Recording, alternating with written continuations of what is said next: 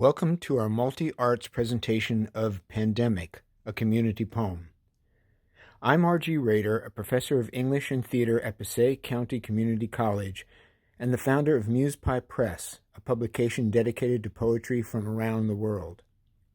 When the COVID-19 pandemic raged across the global community last year, I wanted to provide poets a way to express their thoughts and reactions to this global tragedy.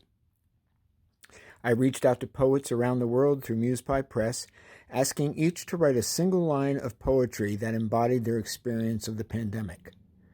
The result is this community poem, which was first published in 2020 in Muse Pie Press. But the story didn't end there. My colleagues and students in the PCCC community had their own responses to the pandemic and to the poem. They came together in a creative collaboration that adds an extraordinary artistic dimension to the experience of this unique poem. I'm very grateful for the time and talent that so many people dedicated to making both the poem and this presentation possible. And now, I invite you to share in this moving and artistically enriched experience of Pandemic, a Community Poem.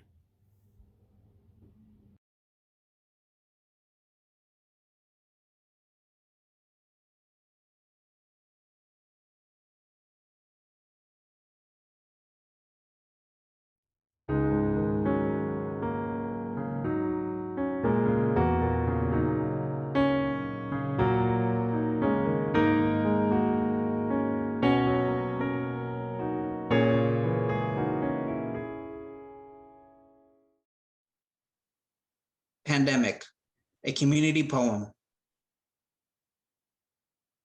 Part 1.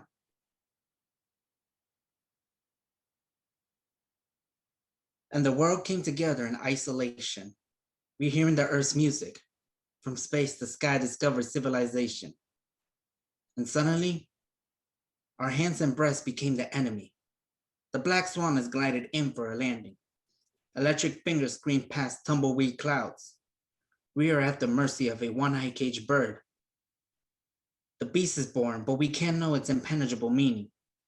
The air remains open from sound to terror, in what we later called the year of the never was, an alien multiplier in search of a host to do its bidding. There's something missing on our streets. Our cauldron of time is nearly empty. Let us consume our final spoonfuls, the slow drift into dust-dry days. Number 2. Here, in a sense, we all are. How to measure our days on pandemic time. The calendar scarred with cancellations.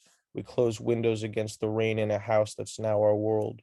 Forced into isolation. Not even the wind has a friend to bump into as it courses through the day. I'm not immune to the endemic of isolation sweeping the world. It haunts my ghoulish dreams, and I wake up in its presence. Watching TV episodes taped before March 2020 is like traveling back in time when crowds were not dangerous, trapped inside a horror novel that would not sell. Words like hydroxychloroquine are far more fun than words like democracy, words sent too soon to antiquity. Veganism is the cure, whereas animal exploitation is the cause of the outbreak. Goodbye, climate changers, bee killers, ocean polluters. Goodbye. The children's play facility is closed. Use of the swings will incur strict penalties.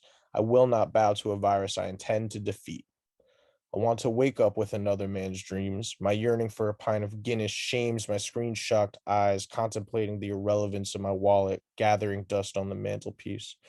I watch TV every night as the count continues, the count up from the no-account government where the dead don't count. I tell of evil luck, of plagues, of death, of dates of doom, of never seeing an EMT in a poem. With this job, I stay away from home instead of planning the unplannable. Just begin to build the next Tower of Babel.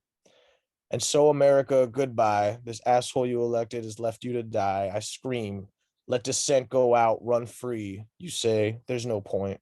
We aren't real rebels if there's no one to see. The Mad King leads the dance of the dead. We are being herded like sheep. This country is batshit crazy. In this White House rose garden, no songbirds sing. We suffer and die as we impose the same on the non-human denizens of our common home. Nature, the creator destroyer, will have final say. Will I ever leave the house again? It's not hard to believe that care is far from the only thing that forgot us. Humans are being butchered by COVID-19, the origin of which is not yet surely known.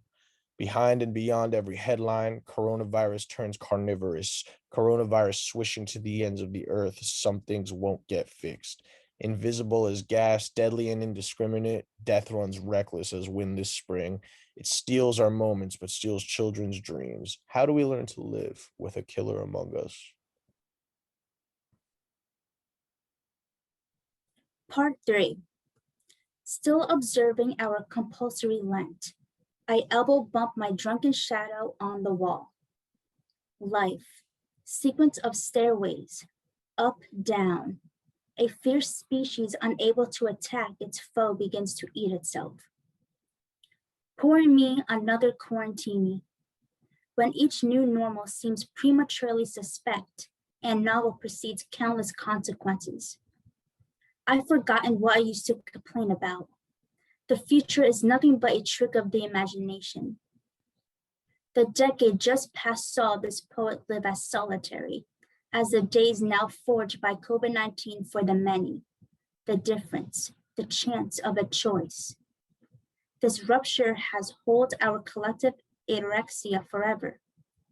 All the dogs were headed east. Surreal, from exposed front line to shut front door. Turkey vultures swoop and glide behind my eyes. Rubber dog is on coronavirus patrol. Worldwide, women let their hair go gray. Lockdown makes no difference to a recluse. Stay safe. Our tree brains swell against their walnut shells. Discreet and cloaked, pain-breathing poison, exposing the truth of every human heart.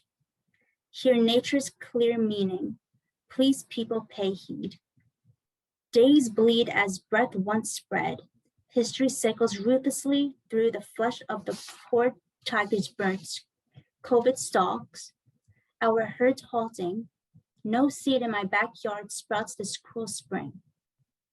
Decanted, we broker an antiseptic dawn to rinse the standstill muted.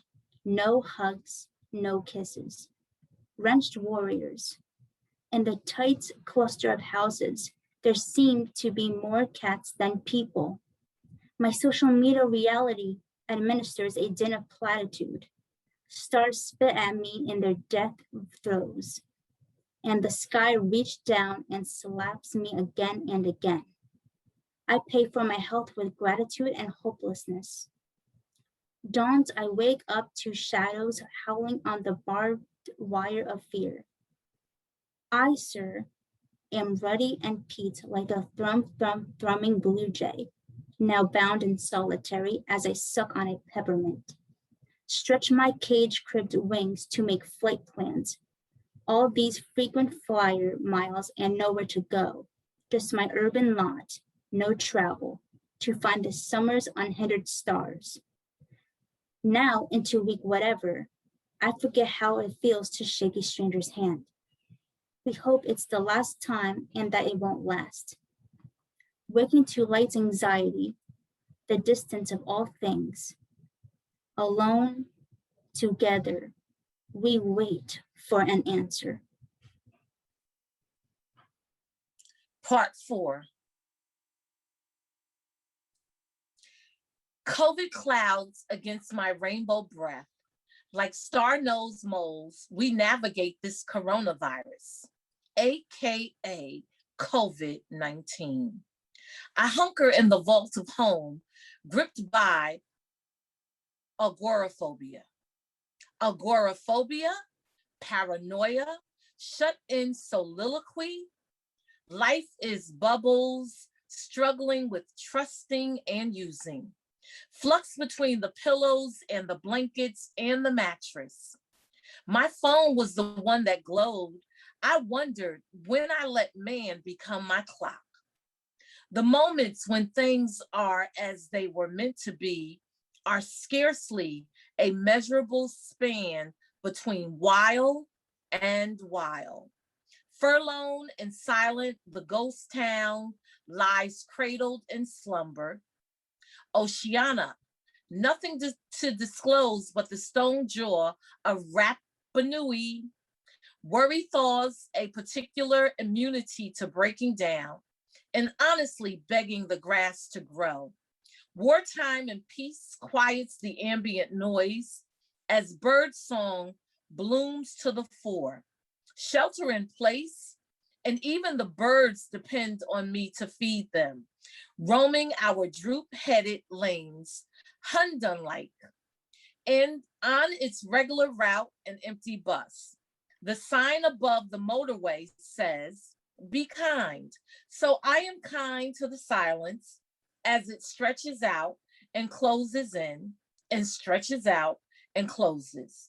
Unmasked 20-something in fast cars. The vibration of music calls me to dance. The world over, fingertips are in the grip of oximeters that pulse infrared light, reading oxygen rise, oxygen fall. Reading hope, there is talk among the masses in isolation verse. Lockdown, isolation generates its own music. When I was COVID-19 and you were 21, he had the face of Morrissey, Steven Tyler's body, and a t-shirt that read anti-social distancing. To smell your neck, stroke your skin, as your zoomed eyes beam memories set in flat smiles. If only there was no cure for love's infection. Quiet among chaos can feel a lot like guilt. You will be okay if you hide away and keep your faith in fear. Like a museum piece, I am safe behind glass. Old mirror never lies as I return to it. After a long journey of dust-coated face and stand in front, 6 feet, wash hands, doorknob contemplation, pronged news, wash hands, repeat. Social distancing, being social at a distance is being distant and alone. 6 feet is 5, too far for this one. Tumbling toward a medley of mums, face mask. I never believed face mask and gloves would become fashion items much desired and loved. Eyes walk miles on crow's feet while lips swathed in mask.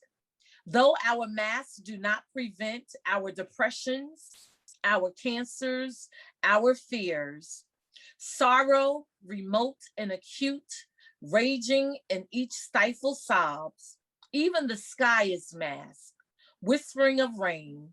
Strangers stay strangers. No faces, just eyes.